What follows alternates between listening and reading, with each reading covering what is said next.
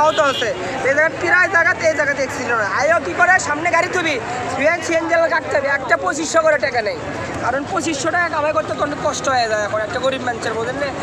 এতে আর 2500 টাকা দিবি না থেকে একটু জোরে টানছে, হাইও কী করছে মধ্যে বাজে দিছে, দেওয়ার পরে একটা গাড়ি হাইওর সাথে বাজছে, তবে আমার একটা সিএনজি বাজছে। বাসালারও দোষ নেই, বাসানোর চেষ্টা করছিল, কিন্তু বাসালার তলে একটা সিএনজি সামনে সিএনজিটা পড়ে গেছে। পরে তো একটা গর্ভবতী মহিলা ছিল, আমরা টানে বাড়ি করছি। যাই হোক, দোয়া করি তাই যেন ভালো থাকে, সুস্থ থাকে। তারপরে একটা মহিলা ছিল, তাই মনে হয় এখানেই মারা গেছে স্পটেই করছে। আর একটা অটোর ড্রাইভার ছিল, অটোর ড্রাইভার এখানেই জিভে বের করছে।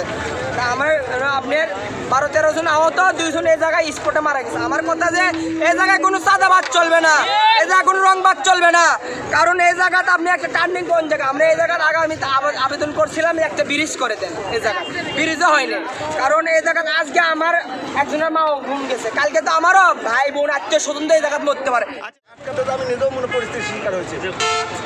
পুলিশ সিগন্যাল দিছে সেন দিকে, আর ও মনে করছে যে আমাকে সিগন্যাল দিছে।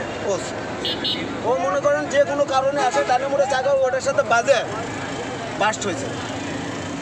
ও কিন্তু সরাসরি মেন রাস্তায় বাস্ট হয়নি, ওখানে বাস্ট হয়েছে। আর ওই যে বাজে বাস্ট হয়ে এই টেম্পুটার সাইডে ওনাকে সিগন্যাল দেওয়া, মানে আটকানো গাড়িগুলো সেনজিগুলো ঠান্ডা ছিল, সেই গাড়িগুলোর উপরে আসা পড়ছে, সেনজিগুলোর উপরে আসা বাস পড়ছে।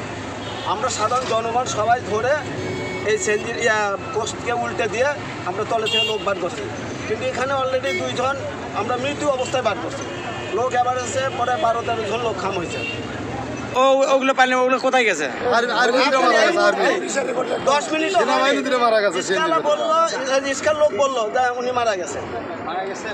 তাহলে আমরা কি বলবো? আমরা তো এখানে আমরা যারা আছি এখানে সবাই আমরা এখানে উদ্ধার করছি, উদ্ধার কাজে আমরা নিয়োজিত ছিলাম।